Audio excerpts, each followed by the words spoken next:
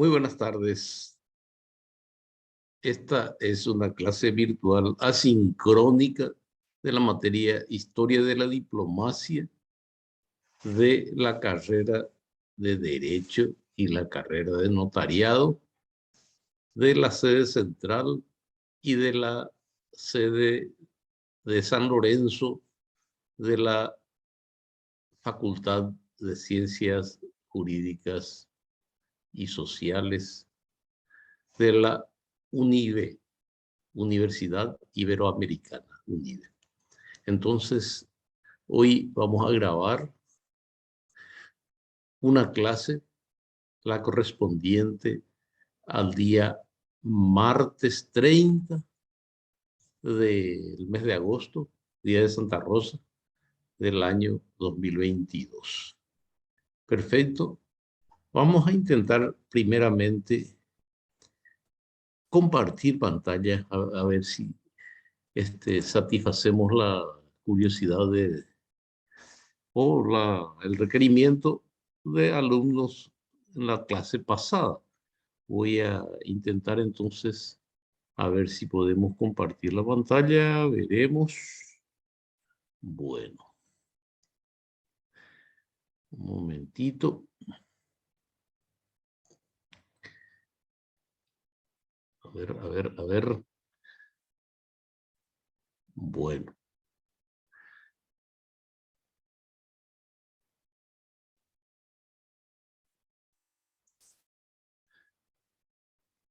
No me está dando la opción, por lo que entiendo que vamos a hacerlo en nuestro estilo, digamos, anterior. Vamos a pregrabar. Vamos a pregrabar normalmente usando dos notebooks. Perfecto. No hay problema. Tampoco creo, la próxima vez veremos cómo hacemos para compartir la pantalla en este material, en esta herramienta, ¿verdad? Bueno, correcto. Vamos a lo nuestro. Hoy vamos a desarrollar las lecciones 5 y 6. Perdón, 6 y 7.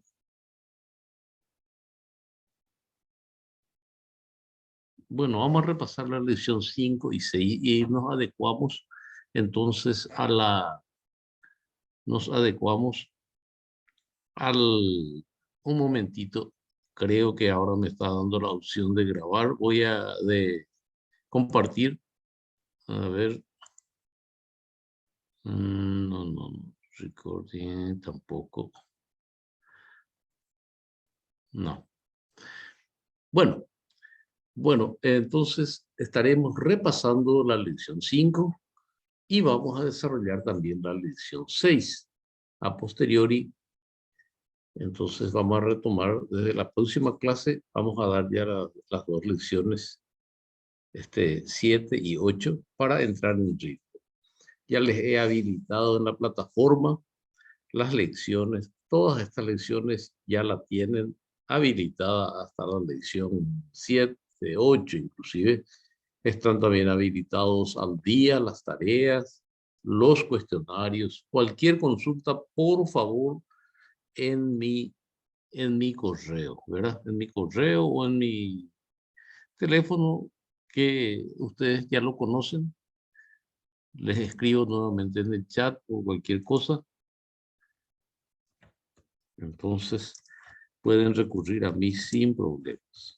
En cualquier momento me escriben un mensaje en mi correo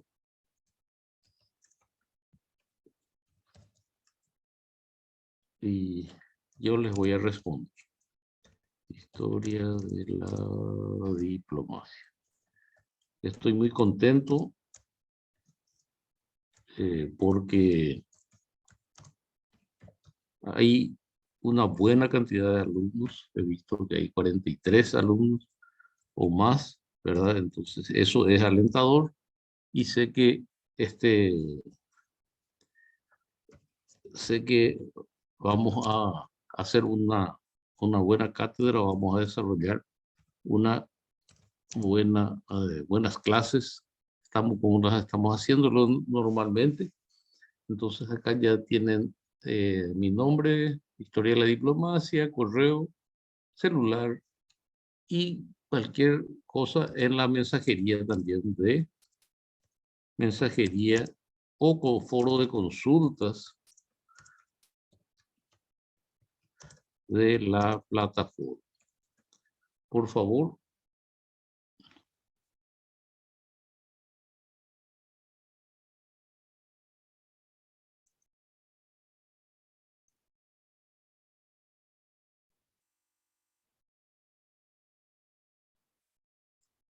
Un momentito. Un momentito ya.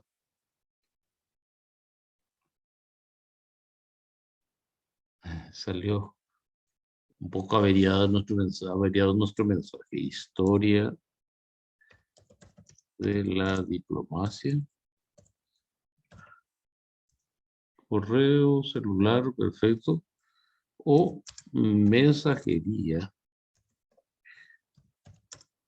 o foro de consultas de la plataforma. Perfecto. Lentamente.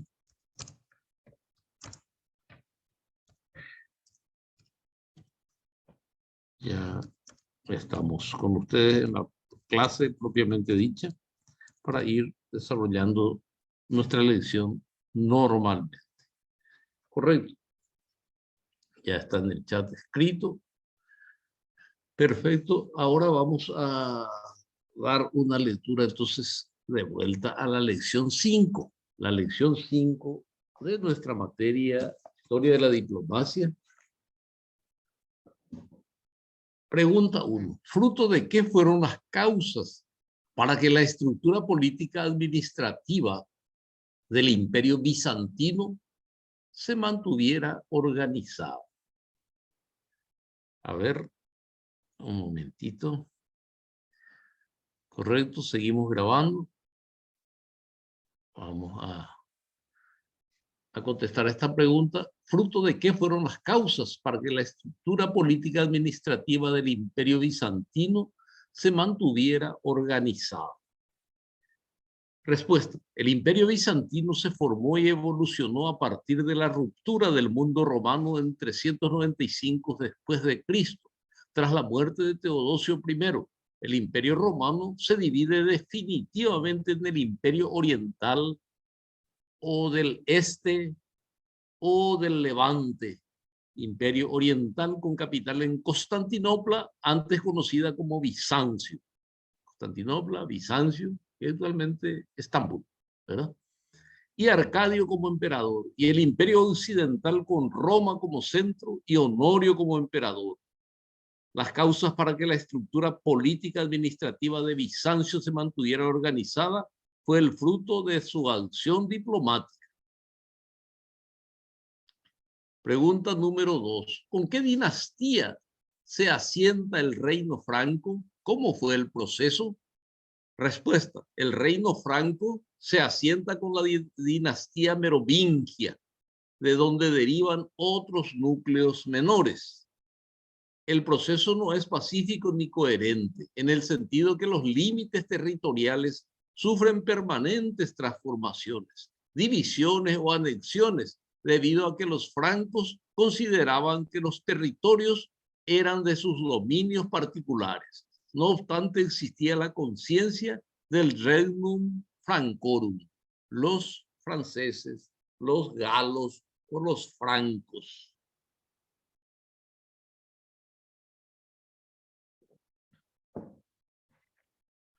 Seguimos. Pregunta número 3.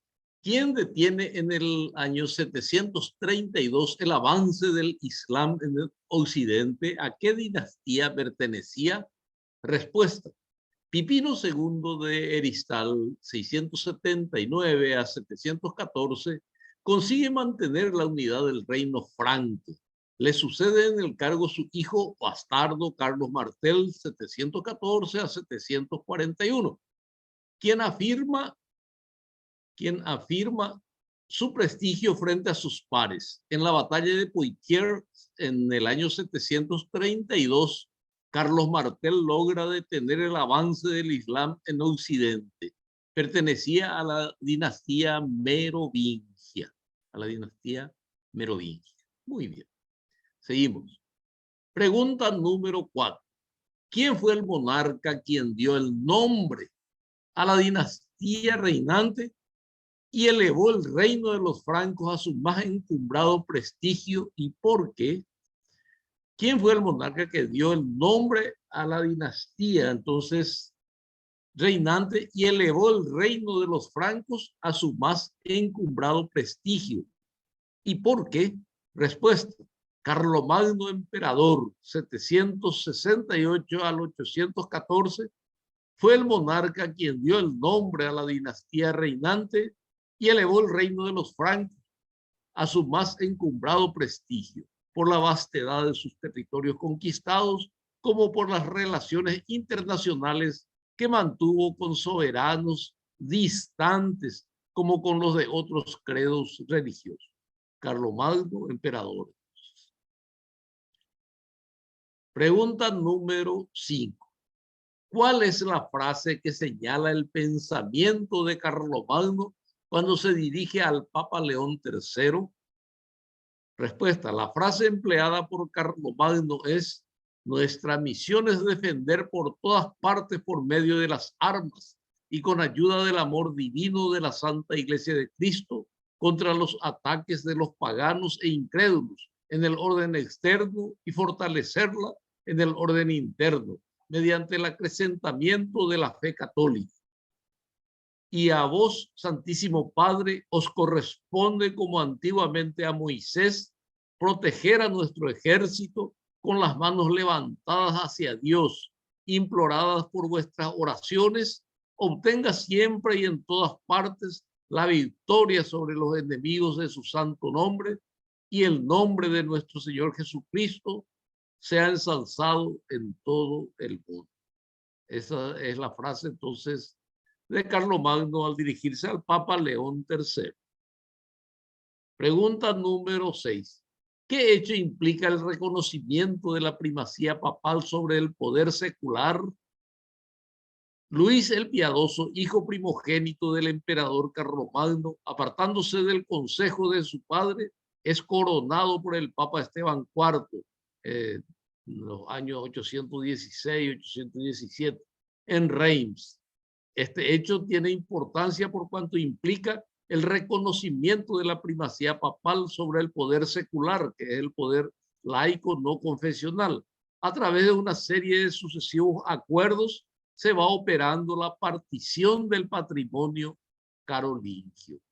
Entonces, la dinastía de Carlomagno se llama dinastía carolingia y se va resquebrajando entonces con estas actuaciones de los hijos del hijo de Carlomagno, Luis el Piadoso. Pregunta número 7.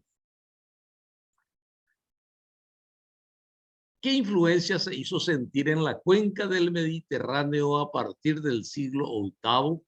Respuesta. En la Alta Edad Media se debe citar la influencia del Islam en la cuenca del mar Mediterráneo y cuyos contactos con los reinos cristianos se hizo sentir a partir del siglo VIII. La doctrina del Islam es predicada con Mahoma como su profeta. La profesión de fe de los musulmanes, su fuente principal es el Corán, que contiene la palabra de Dios. El Corán es como la Biblia para los musulmanes. Repito la pregunta 7. ¿Qué influencia se hizo sentir en la cuenca del Mediterráneo a partir del siglo VIII? Respuesta. En la Alta Edad Media se debe citar la influencia del Islam en la cuenca del mar Mediterráneo y cuyos contactos con los reinos cristianos se hizo sentir a partir del siglo VIII. La doctrina del Islam es predicada con Mahoma como su profeta. La profesión de fe de los musulmanes, su fuente principal es el Corán, que contiene la palabra de Dios o Alá para ellos. Pregunta número 8. ¿Qué son las cruzadas? ¿Qué son las cruzadas? Respuesta. Fueron expediciones militares que se proponían tomar Jerusalén y recuperar para la cristiandad los lugares sagrados que habían caído en manos de los turcos. Se las llamó así por la cruz que llevaban los guerreros bordada en sus pechos y en sus escudos. Se realizaron en total 8 cruzadas entre los años 1095 y 1291. Es un fenómeno religioso, social y político de vital trascendencia en el mundo de las relaciones internacionales. Señala la terminación de una época y el inicio de una nueva, más prometedora y activa para los pueblos cristianos europeos.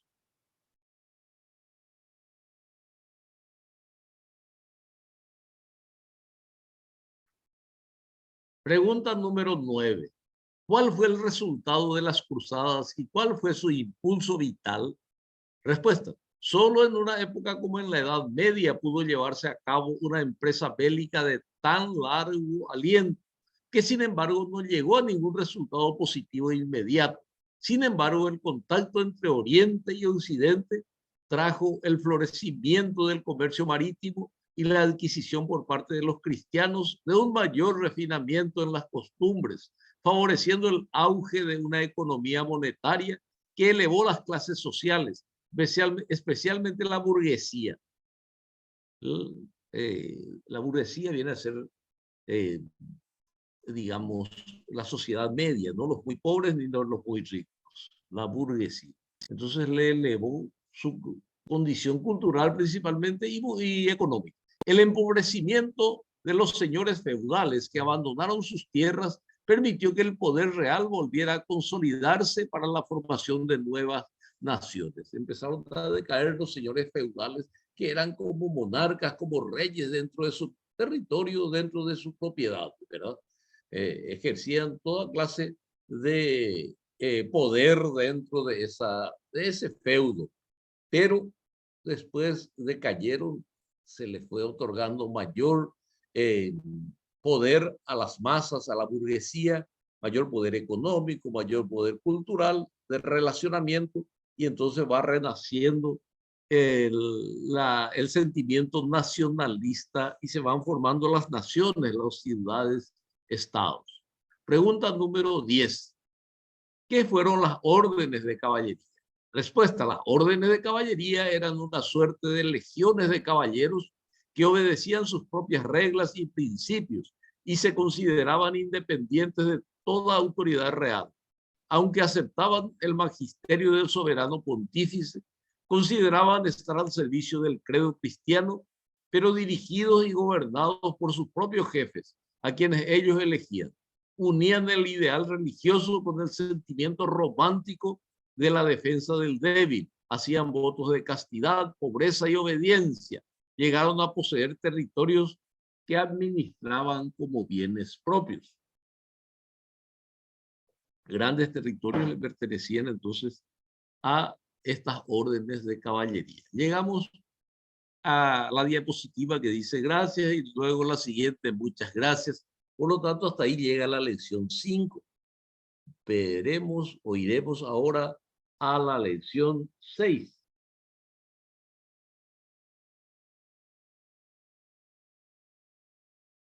Un momentito. Lección 6.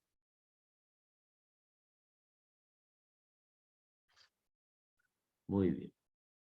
Pregunta número 1. ¿Cuándo comienza y cuándo termina el Sacro Imperio Romano Germánico? ¿Constituyó el mismo en una entidad jurídica definida? ¿Se constituyó el mismo en una entidad jurídica definida? Repito esta pregunta. Pregunta 1. ¿Cuándo comienza y cuándo termina el Sacro Imperio Romano Germánico?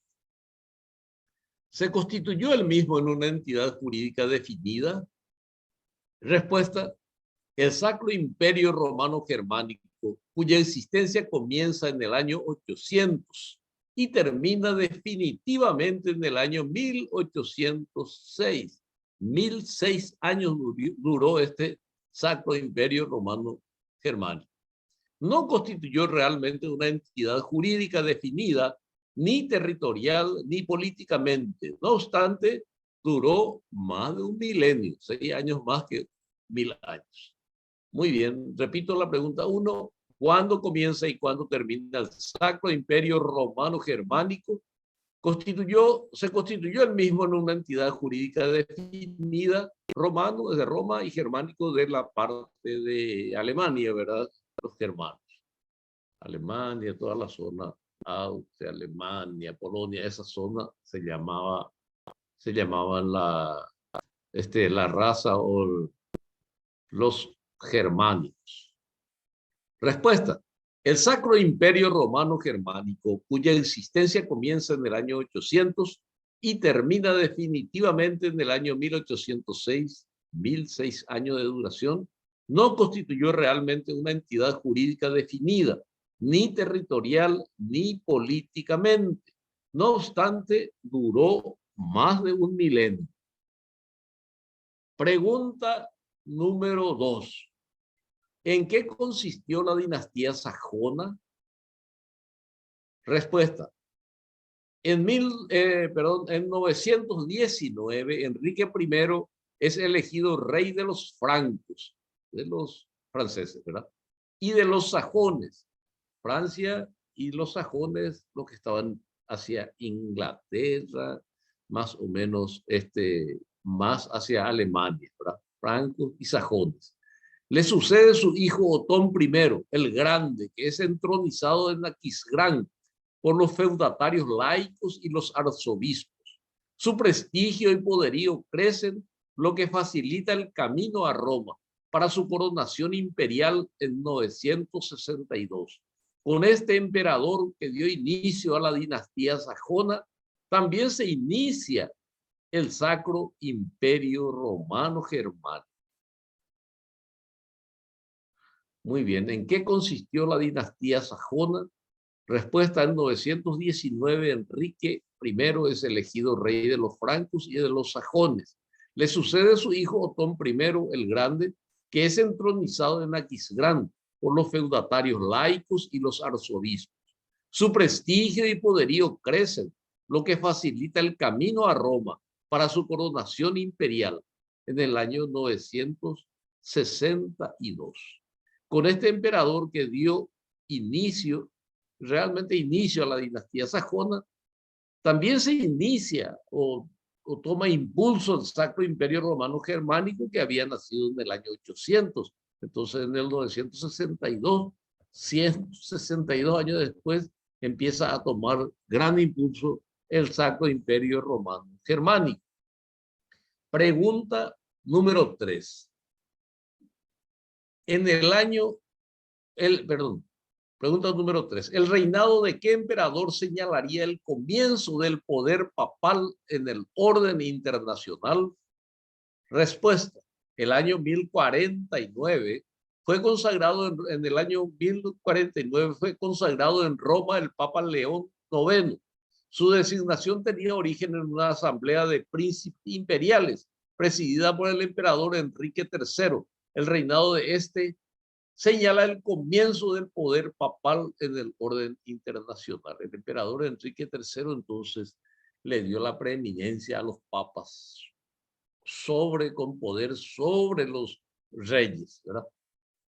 Pregunta 3. En el reinado de qué emperador señalaría el comienzo del poder papal en el orden internacional? El reinado de qué emperador señalaría el comienzo del poder papal en el orden internacional.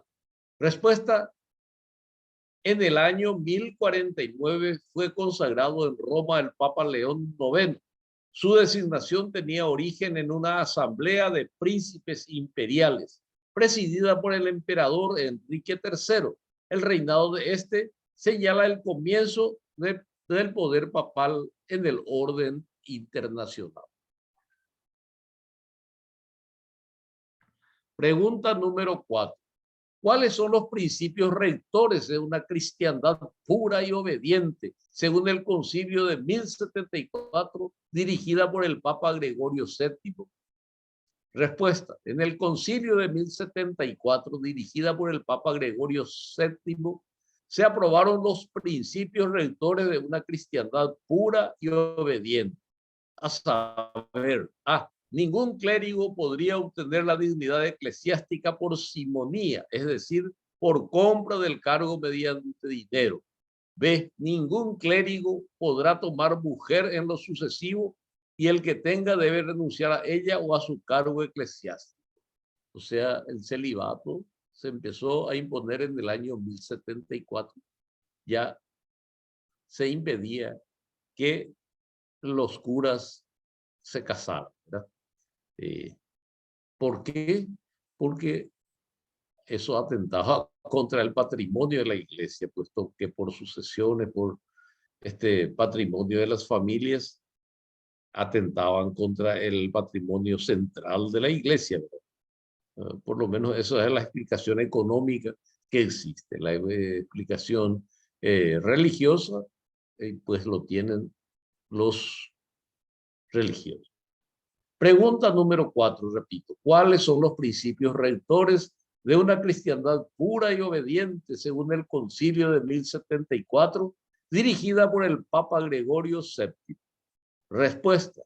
En el concilio de 1074, dirigida por el Papa Gregorio VII, se aprobaron los principios rectores de una cristiandad pura y obediente, a saber, ningún clérigo podría obtener la dignidad eclesiástica por simonía, es decir, por compra del cargo mediante dinero. B, ningún clérigo podrá tomar mujer en lo sucesivo y el que tenga debe renunciar a ella o a su cargo eclesiástico. Pregunta número 5. ¿Cuál era el alcance de la excomunión en época del emperador Enrique IV?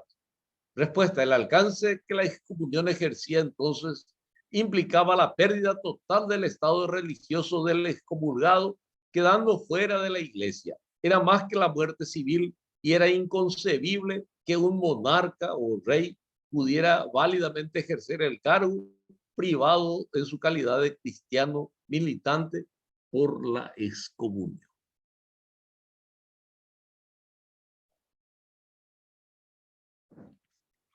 Pregunta número 5. ¿Cuál era el alcance de la excomunión en época del emperador Enrique IV? Respuesta. El alcance que la excomunión ejercía entonces implicaba la pérdida total del estado religioso del excomulgado, quedando fuera de la iglesia. Era más que la muerte civil y era inconcebible que un monarca o rey pudiera válidamente ejercer el cargo privado en su calidad de cristiano militante por medio de la excomunión. Pregunta número 6. ¿Cuál es la línea política que siguen los emperadores Hohenstaufen? Repito la pregunta número 6. ¿Cuál es la línea política que siguen los emperadores Hohenstaufen? Es un apellido alemán. Hohenstaufen. Respuesta. La línea política que siguen los emperadores Hohenstaufen del Sacro Imperio Romano Germánico era similar a los anteriores, particularmente con relación al papado, a los papas. A pesar de lo resuelto en el Concordato de Worms en 1122, el enfrentamiento tiene otras características, pues se formaron en Italia y Alemania dos facciones políticas antagónicas: los güelfos partidarios del Papa y los gibelinos o gibelinos partidarios del emperador. Entonces empezaron a romper relaciones los Hohenstaufen con el papado, con los papas. Repito la pregunta y su respuesta. ¿Cuál es la línea política que siguen los emperadores Hohenstaufen? Respuesta. La línea política que siguen los emperadores Hohenstaufen del Sacro Imperio Romano Germánico era similar a los anteriores, particularmente con relación al papado, a pesar de lo resuelto en el Concordato de Worms en 1122. El enfrentamiento tiene otras características, pues se formaron en Italia y Alemania dos facciones políticas antagónicas: los güelfos, partidarios del Papa, y los gibelinos, partidarios del emperador. Pregunta número 7. ¿Cuándo y entre quién se desarrolló la Guerra de los 100 años? Respuesta: la Guerra de los 100 años se desarrolló entre 1337 hasta la mitad del siglo XV, 24 de mayo de 1337 al 19 de octubre de 1453. Total 116 años. En resumen, la Guerra de los 100 años, la llamada Guerra de los 100 años, duró 116 años entre los reinos de Francia e Inglaterra. Más de 100 años entonces lucharon Francia e Inglaterra en la llamada la Guerra de los 100 años.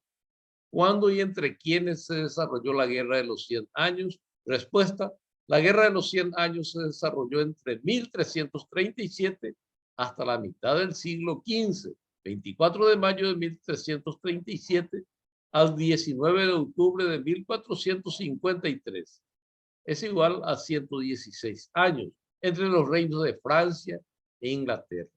Vemos que estos son los prolegómenos del descubrimiento de América. Poco después, 1453, terminó la Guerra de los 100 años. 1492 surge el descubrimiento de América por parte de España. Mientras que peleaban Francia e Inglaterra, España y Portugal y otros países, pero principalmente estos países, se desarrollaron en la navegación, en las exploraciones, en los descubrimientos y las anexiones de grandes territorios, inclusive el Nuevo Mundo, que trajo un nuevo orden mundial, ese descubrimiento muy importante. Muy bien. Tenemos algunas vistas, imágenes en la plataforma. Ustedes van a encontrar cuando lo miren sobre la Guerra de los 100 años, ¿verdad? Que matanza de aquí para allá entre Francia e Inglaterra, tanto en territorio francés como en territorio inglés. Pregunta número 8.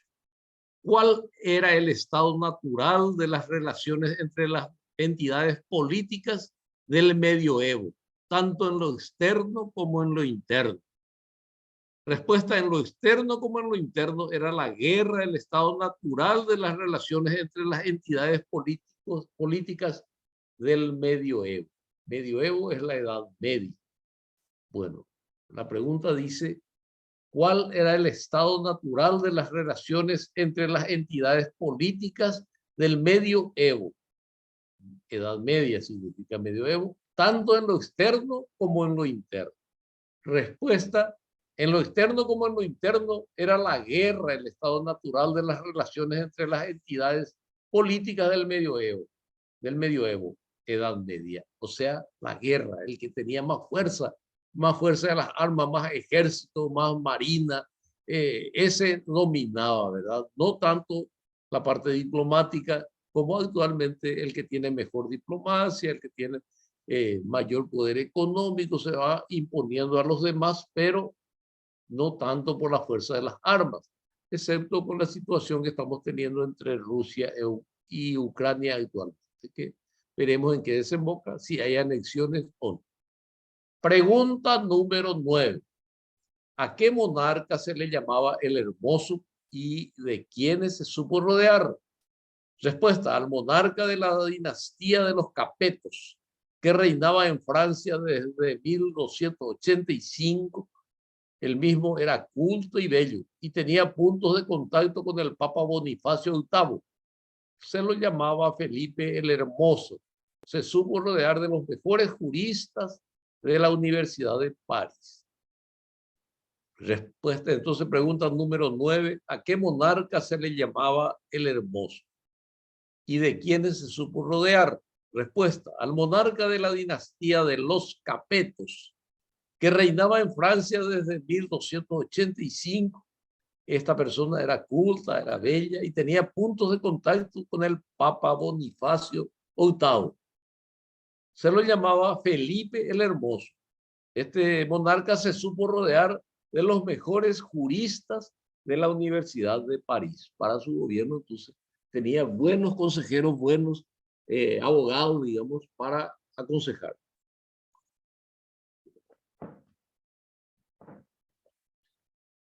Bueno,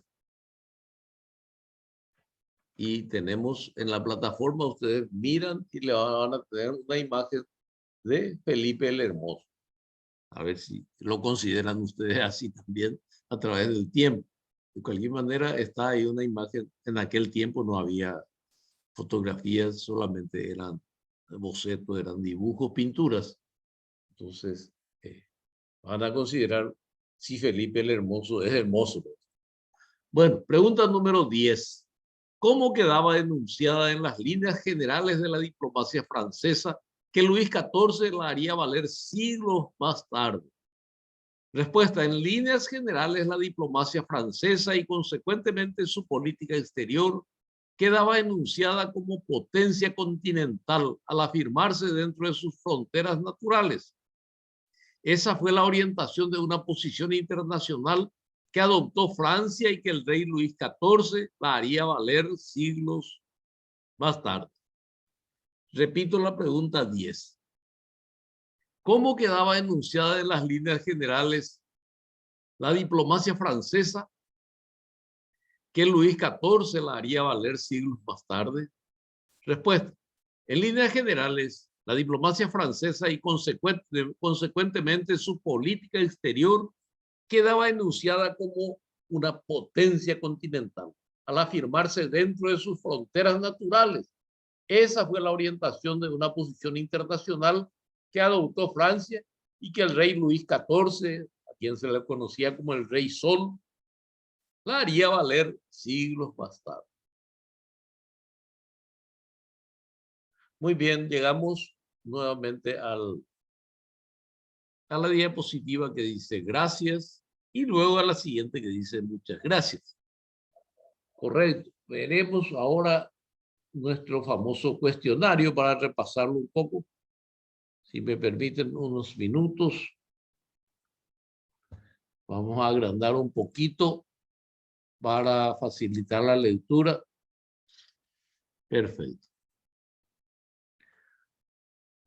Empecemos de la sección de verdadero o falso. ¿Verdadero o falso? No. Empezó. Bueno, vamos a verdadero o falso, como ya lo anunciamos. Pregunta número 1.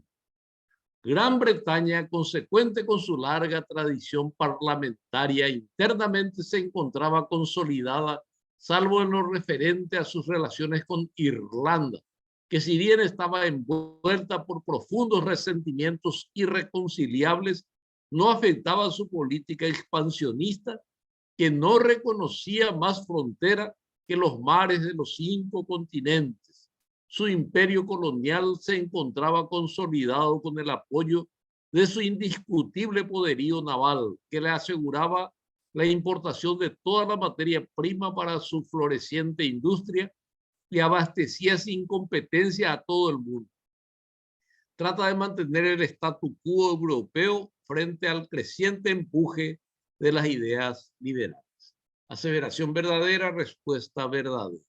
Entonces, statu quo, así como está, dejar sin modificar las condiciones de la vida en Europa, ¿verdad? Repito la pregunta 1. Gran Bretaña, Inglaterra, consecuente con su larga tradición parlamentaria, internamente se encontraba consolidada, salvo en lo referente a sus relaciones con Irlanda, que si bien estaba envuelta por profundos resentimientos irreconciliables, no afectaba a su política expansionista, que no reconocía más fronteras que los mares de los 5 continentes.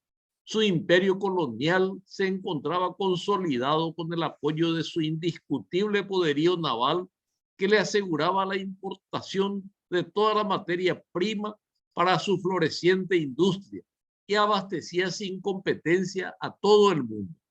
trata de mantener el status quo europeo frente al creciente empuje de las ideas liberales. Aseveración verdadera, respuesta verdadera. Pregunta número 2.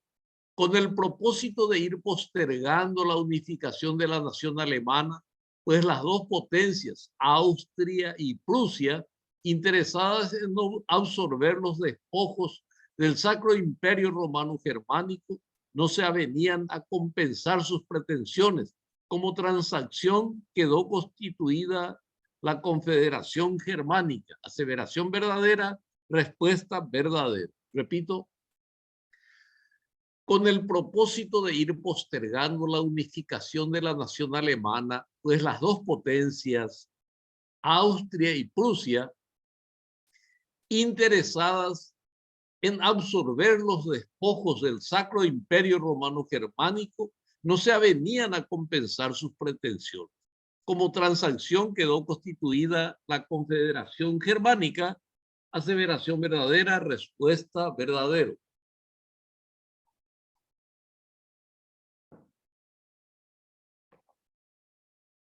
Pregunta número 3. Las duras cláusulas del Tratado de Frankfurt serían la simiente para que Rusia buscara un desquite en la primera oportunidad. Nacía en Europa una rivalidad entre las dos principales potencias, Rusia y Andorra, que provocarían a posteriori dos guerras mundiales. Aseveración falsa. Respuesta falsa. Repito, las duras cláusulas del Tratado de Frankfurt serían la simiente para que Rusia buscara un desquite en la primera oportunidad. Nacía en Europa una rivalidad entre las dos principales potencias, Rusia y Andorra, que provocarían a posteriori dos guerras mundiales. Aseveración falsa, respuesta falsa. Hay unas cuantas aseveraciones que resultan falsas porque asegura, por ejemplo, las principales potencias. Rusia quizás, pero Andorra es un principado, nomás un pequeño enclave de Europa. Entonces no es principal, no es potencia. Y tampoco era para que Rusia busque un desquite, sino era entre Austria, Prusia, Alemania. Muy bien. Pregunta número 4. La diplomacia asiática entraba a partir de 1848 en una intensa actividad. Las posiciones de las grandes potencias eran cada vez más claras ante la evidencia de que todos convergían hacia el lejano oriente, en donde los intereses de China, Inglaterra, Rusia y en cierta medida el imperio japonés entrarían en conflicto. De cómo se desenvolverían los hechos era algo imprevisible y más aún las posibles alianzas ante un eventual conflicto bélico que ya se vislumbraba. Aseveración falsa, respuesta falsa. Repito, la pregunta número 4. La diplomacia asiática entraba a partir de 1848 en una intensa actividad. Las posiciones de las grandes potencias eran cada vez más claras ante la evidencia de que todos convergían hacia el lejano oriente, en donde los intereses de China, Inglaterra, Rusia y en cierta medida el imperio japonés entrarían en conflicto. De cómo se desenvolverían los hechos era algo imprevisible y más aún las posibles alianzas ante un eventual conflicto bélico que ya se vislumbraba. Aseveración falsa, respuesta falso. Ustedes leerán en la plataforma, ¿verdad? El material y van a ver dónde está la falsedad de esta pregunta. Muy bien. Seguimos. Pregunta número 5. Se produjo la guerra de Crimea, conflicto que entre 1853 y 1856 libraron los Estados Unidos de América, Oceanía y el Reino de Gran Bretaña, que se había convertido en una guerra de posiciones. La escasa mortandad y las heridas potenciaban los ejércitos. Aseveración falsa. Hay muchas contradicciones en esta aseveración. Respuesta falsa. Se produjo la guerra de Crimea. La guerra de Crimea queda ahí donde está actualmente Rusia avanzando hacia Ucrania, ¿verdad? Parte de Ucrania, otros consideran que es parte de Rusia, está ahora mismo en poder de Rusia, Crimea. Es un conflicto entre 1853 y 1856 que libraron los Estados Unidos de América. No estaban por ahí. Oceanía y el Reino de Gran Bretaña. Oceanía tampoco, porque a Oceanía le corresponde Australia, Nueva Zelanda y el Reino de Gran Bretaña. Quizás haya estado el Reino de Gran Bretaña, pero los demás no. Que se había convertido en una guerra de posiciones. La gran mortandad, no era la escasa mortandad, y las heridas potenciaban los ejércitos. No potenciaban, sino que debilitaban los ejércitos. Aseveración falsa, respuesta falsa. Muy bien, vamos a la sección opción múltiple. Un momentito. Ya estoy con ustedes. Selección u opción múltiple. Señale la respuesta que usted considere correcta. Pregunta número 1.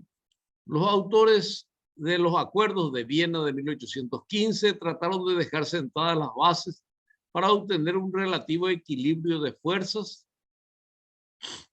entre las potencias, como el medio conducente para mantener la paz en Europa. Después de 25 años de guerras, se buscaron dos soluciones.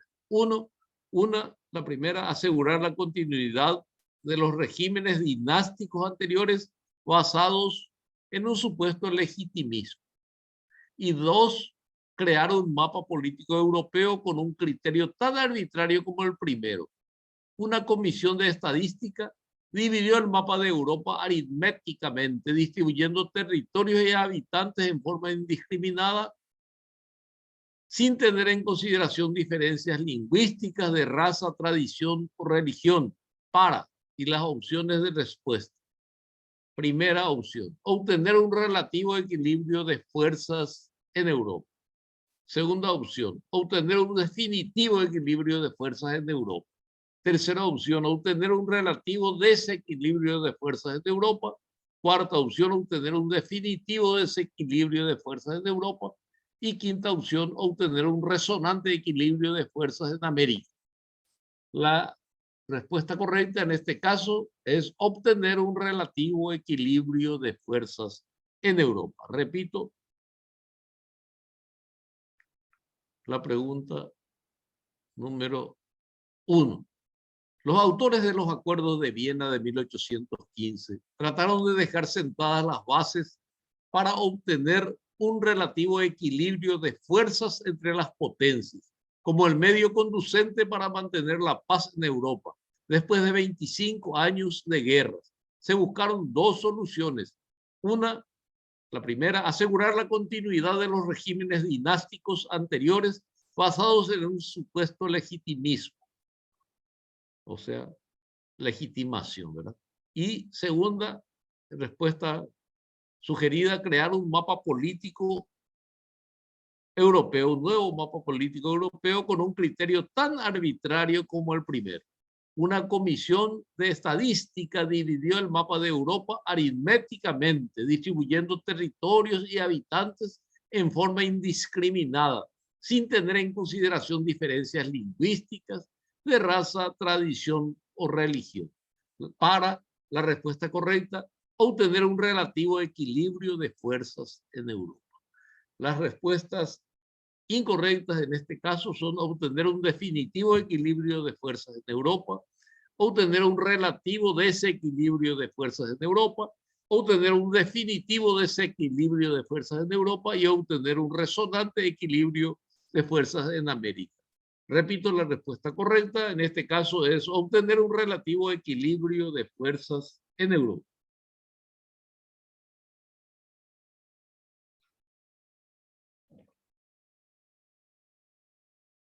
Pregunta número 2.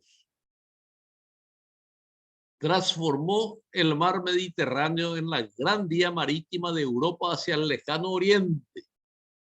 Y las opciones de respuesta son la apertura del Canal de Panamá, la apertura del estrecho de Magallanes, la apertura de la hidrovía Paraguay-Paraná, la apertura del canal de Suez, la apertura de los estados danubianos. La respuesta correcta en este caso es la apertura del canal de Suez. Pregunta número 2. ¿Transformó el mar Mediterráneo en la gran vía marítima de Europa hacia el lejano oriente? La respuesta correcta, la apertura del canal de Suez. ¿Qué conecta el canal de Suez? Conecta el mar Mediterráneo con el mar Rojo. Ahí se construyó el canal de Suez y eso constituyó entonces, transformó el mar Mediterráneo en la gran vía marítima de Europa hacia el lejano oriente. Anteriormente tenía que dar toda la vuelta por África y de ahí recién remontar y llegar después de meses al lejano oriente. Esto facilitó todo, se descargó todo el Mediterráneo a través del canal de Suez, pasando al Mar Rojo, girando hacia la India y llegaba ya al lejano oriente. Repito, entonces transformó el mar Mediterráneo en la gran vía marítima de Europa hacia el lejano oriente. Respuesta correcta, la apertura del canal de Suez.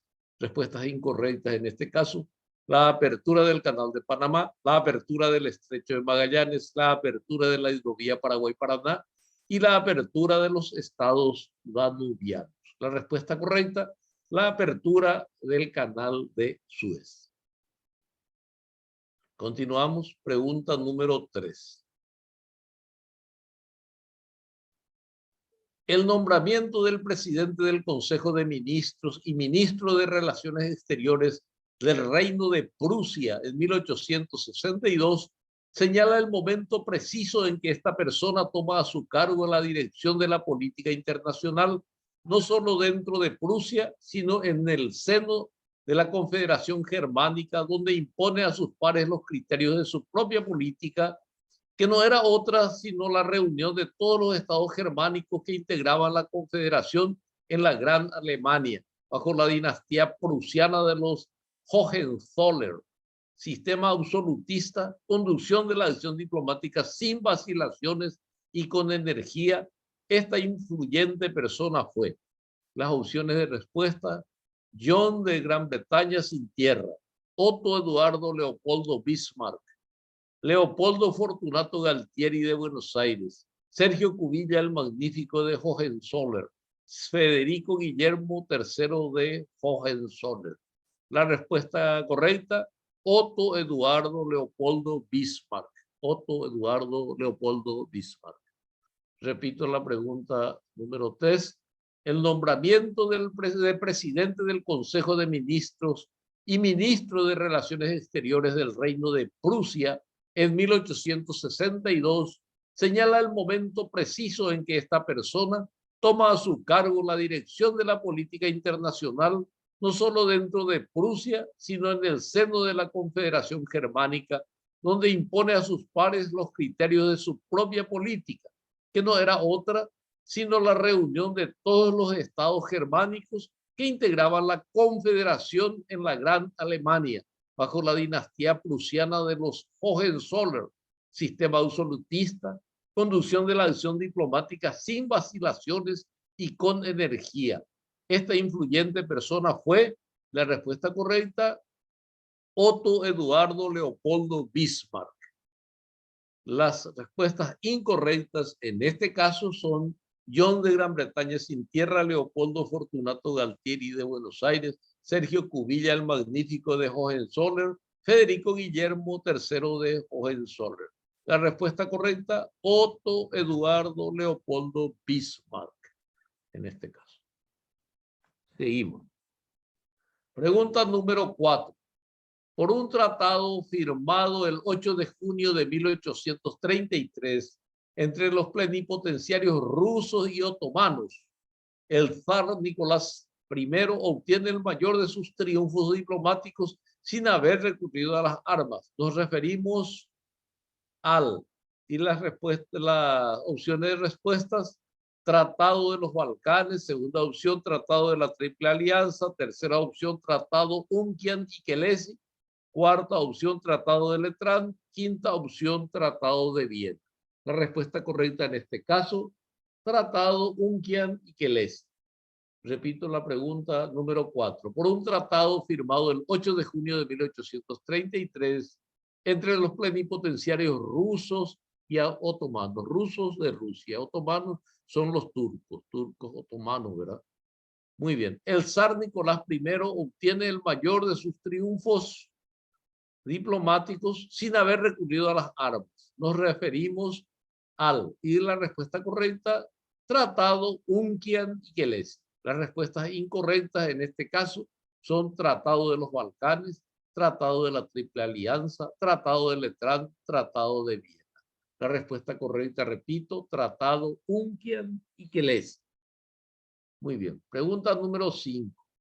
El tratado firmado entre el Imperio Alemán, Imperio Austrohúngaro e Imperio Ruso, que según señala Potemkin, el tratado tenía el carácter de secreto, era sólido únicamente en la medida en que la situación del cercano Oriente se mantuviese más o menos tranquila. Se conoce como.